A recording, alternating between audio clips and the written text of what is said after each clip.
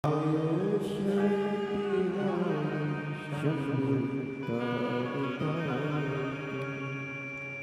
कृपा कहीं ना कहीं करुणा सागर भगवान शंकर की कृपा सभी ग्रामवासियों ने, कवर्धा के आसपास के क्षेत्रवासियों ने एक लोटा जल शिव जी को ज़्यादा चढ़ाया होगा, इसलिए शिव जी ने कृपा करके यहाँ बुलाया। बोलबम का नारा है, सारी समस्या का हल श्री शिवाय। कोई पूर्व का पुण्य,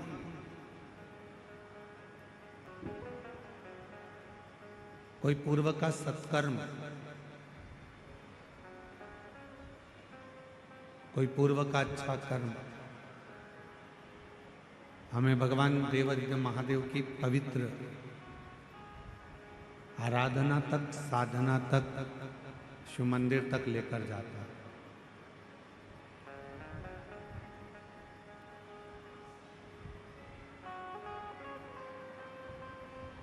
जिस समय पर आपके हृदय में जिस दिन भगवान शंकर की अविरल भक्ति प्रकट होने लगे,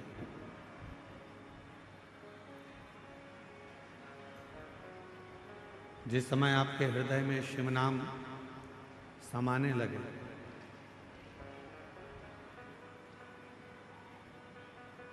जिस समय पर आपका मन, आपका हृदय शिव जी की कथा में लगने लगे, उस समय पर यह विचार कर लेना कि कहीं ना कहीं बाबा देवादिदेव महादेव को आपका हाथ पकड़ना है और आपको मंजिल तक पहुंचाना है, इसलिए शिव महापुराण तक लेकर आओ।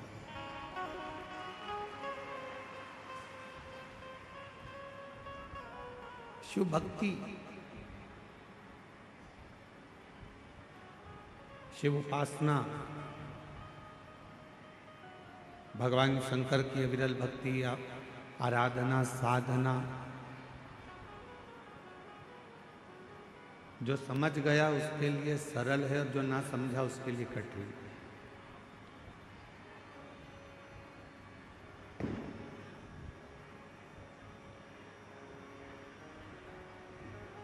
जैसे घर में शक्कर के डब्बे को या मिठाई के डब्बे को कहीं पर भी छुपा कर रख दो, चींटी उसको ढूंढ लेते हैं।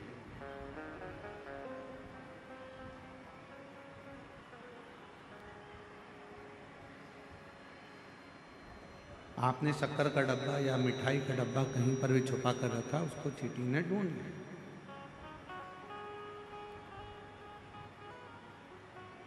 आप इतनी संख्या में बैठे हो, कोई चींटी को शक्कर के डब्बे का एड्रेस नहीं बताता, कोई चींटी को मिठाई के डब्बे का पता नहीं बताता।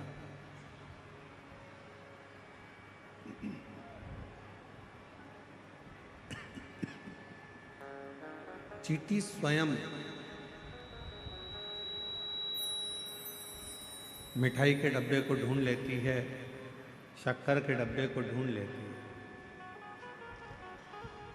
पता नहीं बताया जाता है, एड्रेस नहीं बताया जाता, वो स्वयं ढूंढते हैं, स्वयं।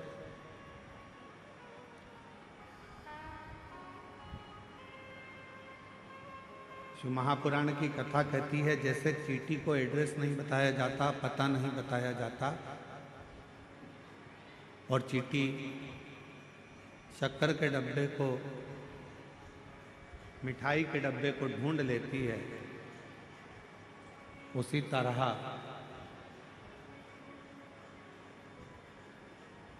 जो भगवान शंकर को एक लोटा जल चढ़ाने वाले हैं या शिव नाम को लेने वाले हैं, शंकर का स्मरण करने वाले हैं, शिव भक्ति करने वाले हैं, शंकर भगवान के मंत्र जाप का स्मरण करने वाले हैं, उनको मेरा देव अधिदेव महादेव एक ना एक दिन ढूंढ कर उस पर अपनी कृपा की दृष्टि कर ही देता, करुणा कर ही देता।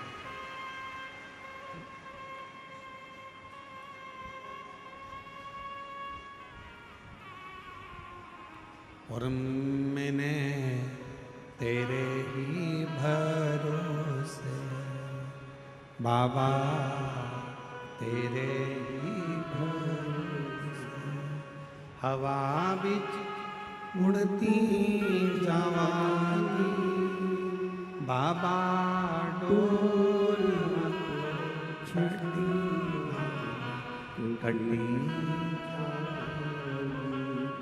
भोले मैं तेरी पता, शंभो मैं तेरी पता, हवा बिच उड़ती जावांगी बाबा, डोल कटी जावांगी। शिव महापुराण की कथा या शंकर भगवान की अविरल भक्ति, शिव नाम को, भगवान के नाम को जो एक बार शिव नाम का उच्चारण कर लेता, शिव के शिवालय तक, भगवान शंकर के मंदिर तक एक लोटा जल चढ़ाने के लिए चला जाता, या शिव महापुराण के पवित्र पंडाल में बैठकर जो एक बार शिव महापुराण की कथा को श्रवण कर लेता है, वो दुनिया में फिर कभी भटकता नहीं है। शंकर उसका हाथ पकड़कर उसकी मंजिल तक छोड़ता है। एक शक्कर का डब्बा है, उस शक्कर के डब्बे को छुपा दो, तुम्हारी मर्जी पड़े जहां रख दो, पर चींटी उसको ढूंढती। मिठाई का डब्बा है, छुपा दो, चींटी उसको ढूंढ लेती। उसी तरह भगवान के नाम लेने वाले को मेरा परमात्मा, शिव नाम को लेने वाले को मेरा शंभु, मेरा नारायण, मेरा राम, मेरा कृष्ण, उनको ढूंढ लेता, ढूंढ लेता।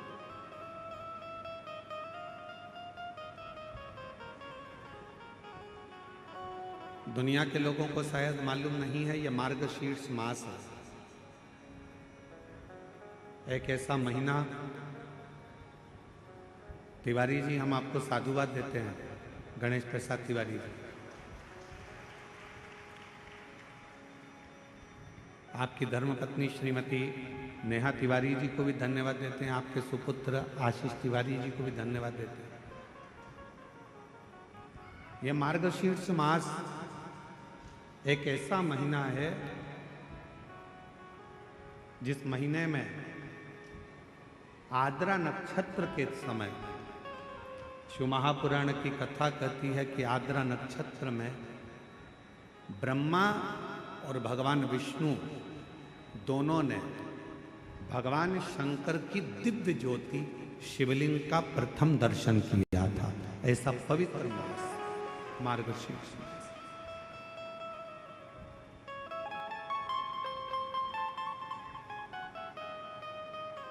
पूरे ब्रह्मांड में सबसे पहला शिवलिंग का दर्शन अगर किसी ने करा तो भगवान ब्रह्मा और भगवान विष्णु।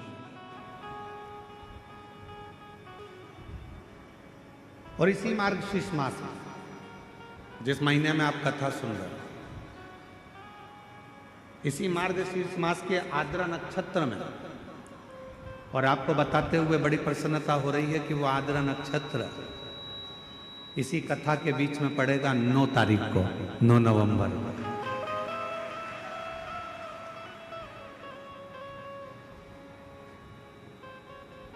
अब लगता है ना कि कवर्धा वालों ने कोई ना कोई ऐसा पुण्य जरूर करा है कि भगवान शंकर की कृपा तो हो रही है, साथ में ब्रह्मा की और नारायण की कृपा भी इन पर हो रही है, जो आद्रा नक्षत्र के समय पर ये पवित्र कथा को श्रवण कर।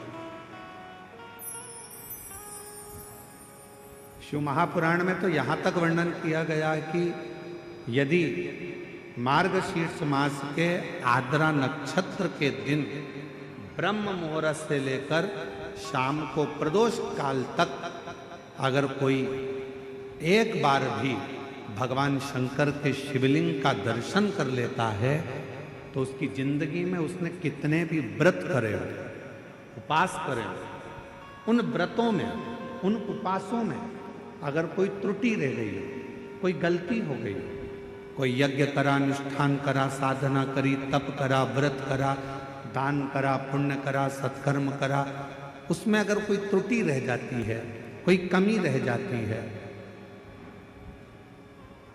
कुछ छूट गया होता है, तो केवल मार्गशीर्ष मास के आद्रा नक्षत्र के दिन भगवान शंकर के शिवलिंग का दर्शन कर लेने से वो सारी त्रुटियां समाप्त हो जाती है और शिव की कृपा।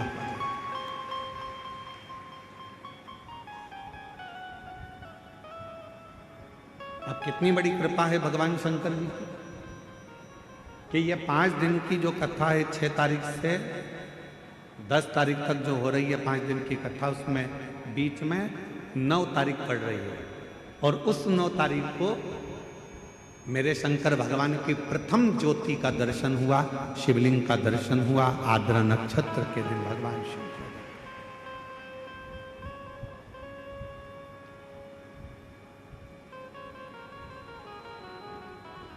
हम निवेदन करेंगे सभी सनातनियों से, सभी शिव भक्तों से, चाहे आप राम जी की आराधना करते हो, चाहे आप भगवान ब्रह्मा की आराधना करते हो, चाहे आप कृष्ण की आराधना करते हो, चाहे आप किसी भी देवी देवता की आराधना करते हो, पर 9 नवंबर आद्रा नक्षत्र के दिन मार्गशीर्ष मास के अंतर्गत 9 नवंबर को आद्रा नक्षत्र में शंकर जी के मंदिर में जाकर दर्शन एक बार अवश्य करो और भगवान शिव की कथा का रिस्पान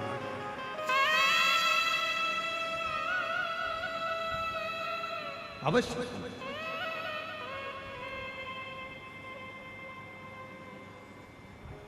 और शंभु शरणे मांगू घड़ी दुख काटो दया कर दर्शन। शिव की आराधना का सुख कहीं ना कहीं भगवान ऐसी कृपा करता है, शिव ऐसी करुणा करते हैं, भगवान शंकर ऐसी दया करते हैं, ऐसी कृपा कर देते हैं कि आपको शिव अपनी ओर खींच लेते हैं।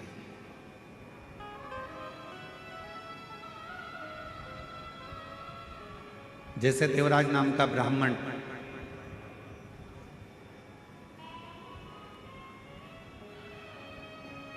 ब्राह्मण कुल में जन्म ले लिया पर ब्राह्मण कर्म नहीं कर पाया।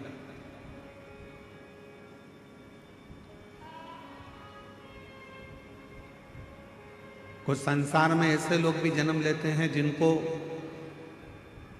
भगवान मृत्यु लोक में जन्म तो दे देता है पर वो परमात्मा से जुड़ नहीं पाता।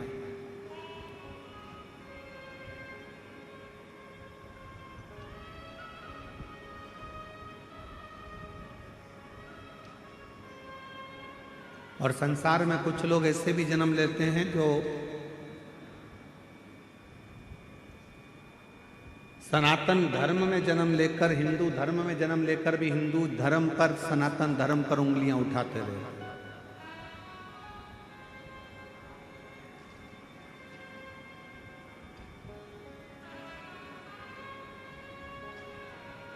पर शिव कथा कहती है कि अगर भगवान ने तुम्हें मृत्यु लोक में जन्म दिया है, अगर इस संसार में आप जन्मे हो, मृत्यु लोक में जन्मे हो और भगवान शिव की कृपा आप पर हुई है, पूरा शरीर परमात्मा ने अगर अच्छा दिया है, तो भगवान को धन्यवाद देना और कहना कि मुझे मरते दम तक अपने चरणों में लगाकर रखना, एक लोटा जल चढ़वाते रहना और मुख से श्री शिवाय नमस्तुभ्यम बुलवाते।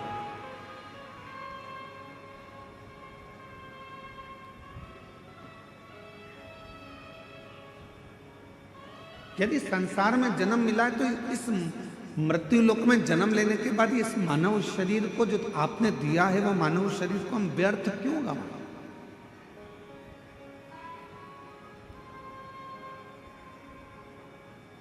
कितने दिन की कथा है कवर्धा क्षेत्र में? जम के बोलो जरा। 5 दिन की।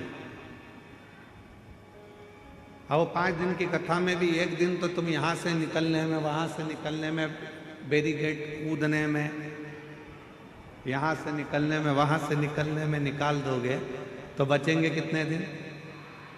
4 काय को बीच के 3 दिन, आखिरी दिन तो विराम का हो जाता है। कथा पूरी होते होते होते तुम अपने घर जाने की तैयारी कर ले, समय ऐसे निकल।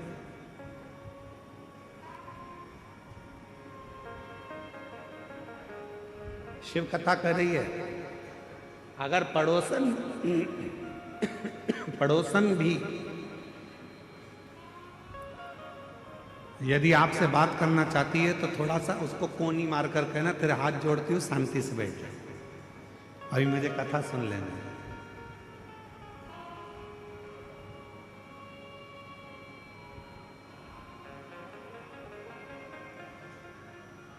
अभी हम आशीष तिवारी जी के साथ आ रहे थे तो हमने आशीष तिवारी जी से कहा कि तुम्हारे पापा ने, गणेश प्रसाद तिवारी जी ने,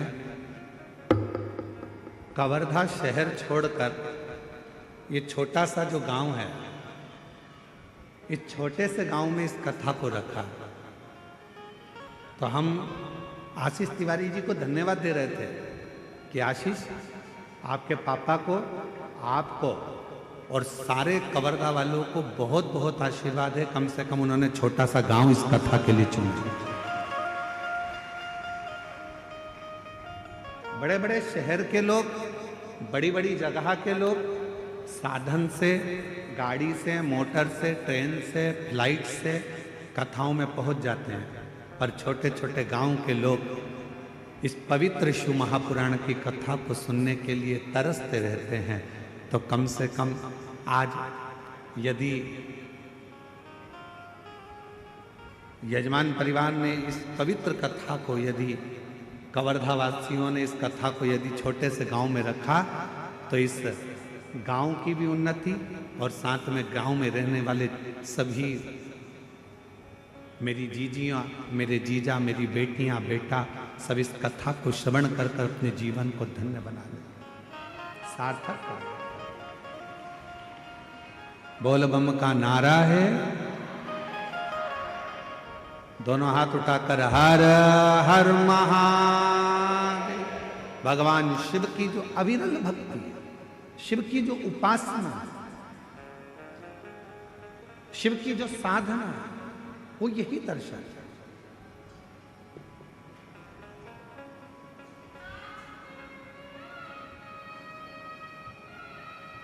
भगवान शंकर की आराधना, भगवान शंकर की साधना यही दर्शाती है कि शिवजी सब कुछ संजोते।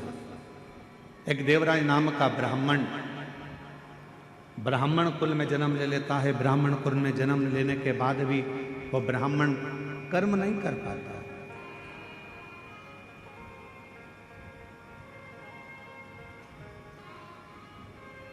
ब्राह्मण कर्म से वो वंचित है।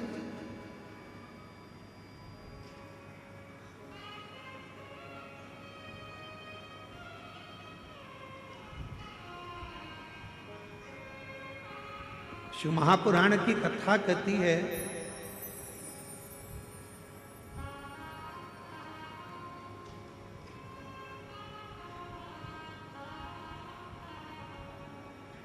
अगर मनुष्य की देह मिले तो 3 चीजों से बचना।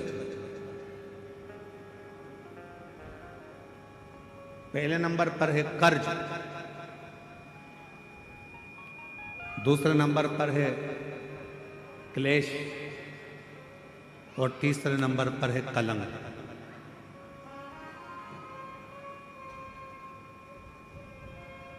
यदि संसार में जन्म मिले तो इन 3 चीजों से बचने का प्रयास करो। पहले नंबर पर है कर्ज।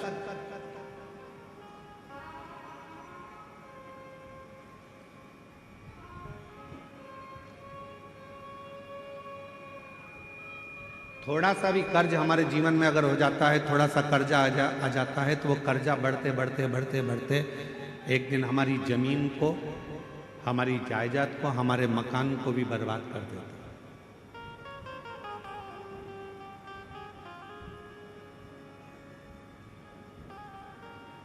मेरे छत्तीसगढ़िया रहवासियों से पहले भी निवेदन करा था भिलाई में, और आज फिर छत्तीसगढ़िया के रहवासियों से निवेदन करूंगा, मेरे छत्तीसगढ़ के रहवासियों से कहूंगा कि अपनी जमीन को बेचकर शहर जाने का प्लान मत बनाओ, बल्कि अपनी गांव को इतना उज्जवल बनाओ कि शहर का आदमी भी तुम्हारे गांव को देखने के लिए पहुंचे।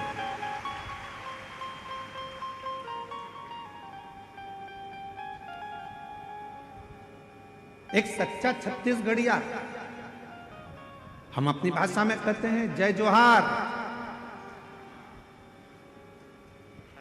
छत्तीसगढ़िया सब लोग, मतलब एक सच्चा छत्तीसगढ़िया वो होता है जो जहां रह रहा है, जिस भूमि पर रह रहा है, उस भूमि को, उस घर को, उस गांव को इतना उज्जवल बना ले, इतना प्रगतिशील बना ले कि फिर उसको देखने के लिए दुनिया के लोग, दुनिया के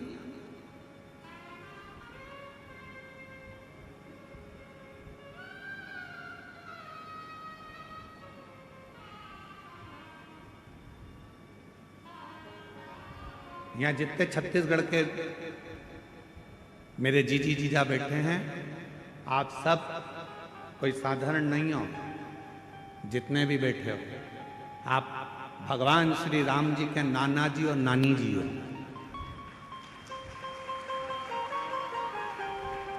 छत्तीसगढ़ वालों को ये गौरव होना चाहिए कि हम कौशल प्रदेश के हैं, माँ कौशल्या जी के गांव के हैं, और भगवान राम जी हमारे भांजे हैं।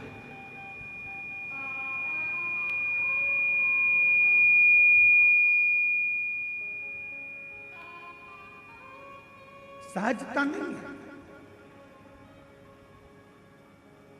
शिव भक्त को शिव महापुराण की कथा कर रही है, संसार के रहवासियों को 3 चीजों से बचना चाहिए। पहले नंबर पर है कर्जा, दूसरे नंबर पर है क्लेश, तीसरे नंबर पर है कलंक। ये 3 चीजें जब व्यक्ति के जीवन में अगर हो जाती है तो पूरा जीवन बर्बाद हो जाता है, पूरा। पहला बच्चों कर्ज से, 10 रुपए भी किसी का अगर कर्जा है तो वह हमको एक ना एक दिन डुबो देगा। इसलिए कर्जे से बचने का प्रयास करो। आज हो क्या रहा है, लाओ हम तुम्हें कर्जा दे देंगे। बड़ी बड़ी कंपनियां खुली हैं, बड़े बड़े बैंक खुले हुए हैं, जो दिन रात मोटरसाइकिल पे अपने अपने फ्लेक्स लगाकर दिन रात कहते हैं लो एक दिन में हम लोन देते हैं। गाड़ी पर लोन ले लो, मकान पर लोन ले लो, जमीन पर लोन ले लो, लोन ले लो, लोन ले लो, पैसा ले लो, पैसा ले लो। आज क्यों देने को तैयार बैठे? वो चाहते हैं कि आप थोड़ा सा लोन लोगे, धीरे धीरे वो चुका नहीं पाओगे तो एक दिन तुम्हारी जमीन भी चली जाएगी, मकान भी चले जाएगा, और मालूम पड़ा एक दिन जो रखा हुआ धन है वो पूरा बर्बाद हो जाएगा। समझ की जरूरत है। लोन देने वाली कंपनियां बढ़ गई, लोन लेने वाले बढ़ गए, पर अब समझ की जरूरत है कि हमको ना कर्ज लेना है, ना हमको क्लेश में रहना है, और ना हमको कलंक में रहना है। हमें तो शंकर भगवान की अविरल भक्ति में रहना है, शिव की। कर्ज से थोड़ा सा बचना, थोड़ा सा। और जब यह मानव देह कर्ज से बच जाए तो इसको क्लेश से बचाने का प्रयास करो कि परिवार में रह रहे हो, गांव में रह रहे हो, नाते रिश्तों में रह रहे हो, कुटुंब कबीले में रह रहे हो, कोई क्लेश नहीं होना चाहिए। आपस में थोड़ा साझा बनाकर, थोड़ा सा।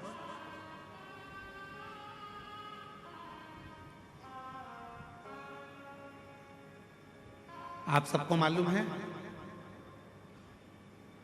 महीने में 2 एकादशी आती है तो 2 प्रदोष आती है। कभी किसी से पूछो कि भगवान शंकर का यह अविरल त्योहार प्रदोष का व्रत क्यों आता है? क्यों भगवान शंकर की आराधना प्रदोष के दिन करी जाती है? क्यों कभी सोमवार भौम प्रदोष आ जाती है, कभी गुरुवार का प्रदोष आ जाता है, कभी शुक्रवार का प्रदोष आ जाता है, कभी कोई प्रदोष आ जाता है। यह प्रदोष का व्रत क्यों आता है? उसका एक कारण है भगवान शंकर प्रदोष का व्रत धारण कर कर फिर अगला जो दिन होता है उस दिन मेरे शंकर भगवान अपने सारे गणों के साथ नंदी, भृंगी, श्रृंगी, नर, गंधर्व, अप्सरा, किन्नर, देवता, पशु, पक्षी जितने भी होते हैं मेरे शिव सबके साथ बैठकर अपना महाप्रसाद ग्रहण करते हैं।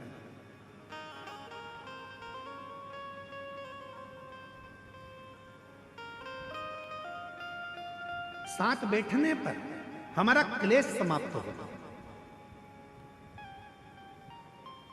आज के जमाने में 4 भाइयों का परिवार, एक इधर जा रहा है, एक उधर जा रहा है, देवरानी, जेठानी, ननंद सब अलग अलग क्षेत्र में जा रही, कोई सुनने को तैयार नहीं। तो शिव महापुराण की कथा कहती है एक कर्ज से बच जाओ, दूसरा क्लेश से बचो। हफ्ते में, महीने में एक दिन ऐसा बनाओ जिस दिन मेरे घर के पूरा परिवार एक जगह पर एकत्रित हो, भोजन करें, साथ बैठें, साथ बैठकर अपने परिवार की चर्चा। हम ये भी नहीं कहेंगे कि तुम किसी परमात्मा की आराधना करो कि साधना की आराधना, आप तो साथ बैठो, अपना मनन चिंतन करो कि हमें अपने घर को कैसे संवारना है, हमें अपने परिवार को कैसे संवारना है। हमें अपने बच्चों को उच्च शिक्षा कैसे देना, हमें अच्छी चिकित्सा कैसे देना। हम कहीं आडंबर में तो नहीं फंस रहे, हम कहीं गलत जगह पर तो नहीं फंस रहे। आडंबरों से मुक्त कैसे करें। आज थोड़ी सी बीमारी आती है और लोग भटकना चालू कर देते हैं, यहां जा रहे हैं, वहां जा रहे हैं, तबीयत खराब हो गई तो यहां जाओ, वहां जाओ। हमने जब से शिव महापुराण की कथा बाची है एक बात हमेशा कही है कि सबसे पहले अगर शरीर में कष्ट है तो अपने गांव के प्राथमिक चिकित्सा केंद्र में जाओ, उसके बाद फिर शहर के हॉस्पिटल में जाओ, फिर शहर के हॉस्पिटल से जिले के हॉस्पिटल में जाओ, फिर जिले के हॉस्पिटल से फिर कोई बड़ी सिटी के कोई हॉस्पिटल में जाओ। कहीं भटको ना, जरूरी है। बड़े हॉस्पिटल में कब जाना, जब पहले छोटे हॉस्पिटल में जाना।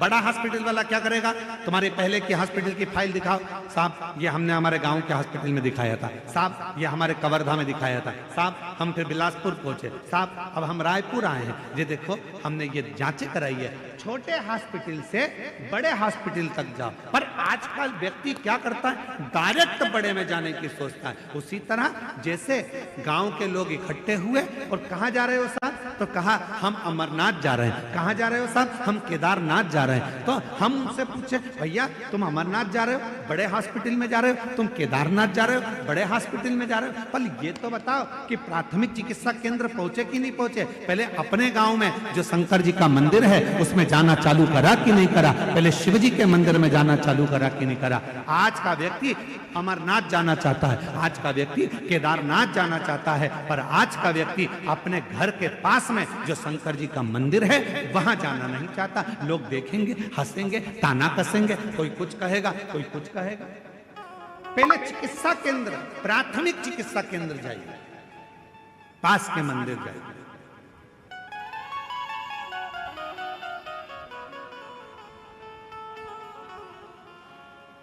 और जब आप प्राथमिक चिकित्सा केंद्र में जाएंगे तो बड़े हॉस्पिटल तक पहुंचने की जरूरत नहीं पड़ेगी, ये निश्चित।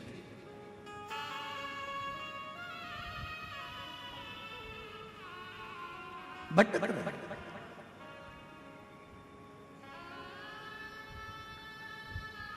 कर्ज से बचो, क्लेश से बचो।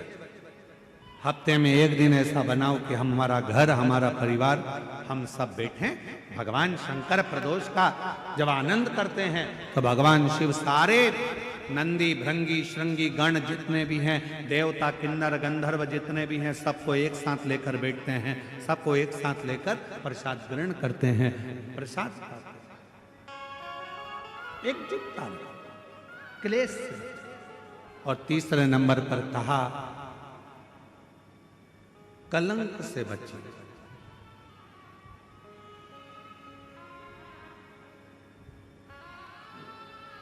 हमारे सनातन हिंदू धर्म में पतंग उड़ाने के लिए एक दिन दिया गया है। यहां उड़ाते पतंग? अरे बोलो तो जम के। कब उड़ाते हैं? जम के बोलो। मकर संक्रांति। हमारे सनातन धर्म में, हिंदू धर्म में पतंग उड़ाने के लिए एक दिन दिया है, मकर संक्रांति का दिन। उड़ा लो जितनी उड़ाना है, खूब काटो जितनी काटना है। पर हमारे सनातन धर्म में यह कहा गया, साल में एक दिन मकर संक्रांति के दिन खूब उड़ाओ, खूब काटो, पर बाकी के दिन ना उड़ाना ना काटना। शिव महापुराण की कथा कहती है,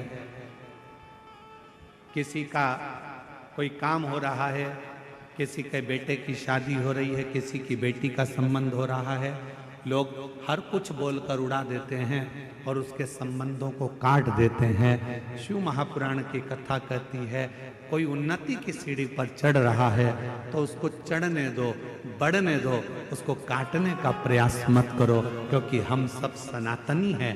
सनातनी काटता नहीं है, सनातनी जोड़ता है।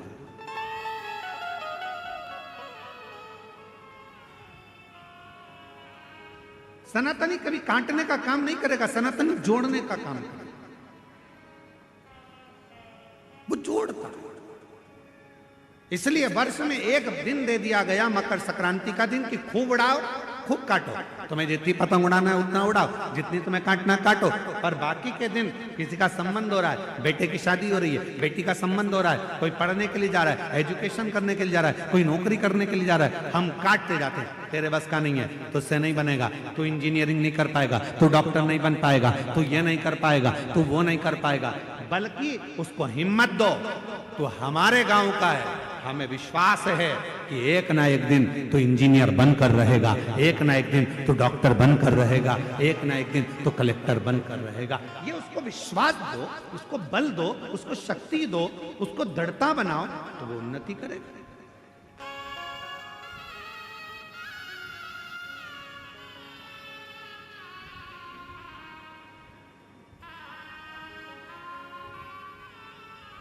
अब हम क्या कर रहे हैं, अपने तो अपनों को जोड़ ही नहीं पा रहे, उसको काटने में लगे।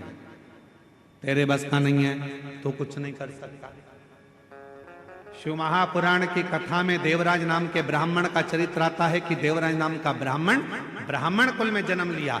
जो मिला उसको, उसने कहा तेरे जैसा पापी नरक में गिरेगा, तू ऐसा करेगा, तू नरक जाएगा, तुझे कीड़े पड़ेंगे, तुझे शरीर ऐसा हो जाएगा, क्योंकि तू कभी भगवान के मंदिर नहीं गया, कभी शिवालय नहीं गया, कभी देवालय नहीं गया, तूने कभी भगवत भजन नहीं करा, कभी स्मरण नहीं करा। देवराज चोरी में लिप्त रहता, वेश्यावृत्ति में लिप्त रहता।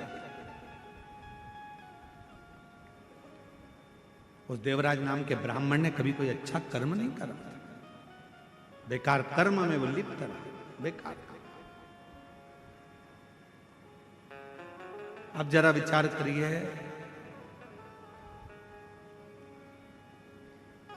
बेकार कर्म में देवराज लिप्त रहा, खूब लिप्त रहा, और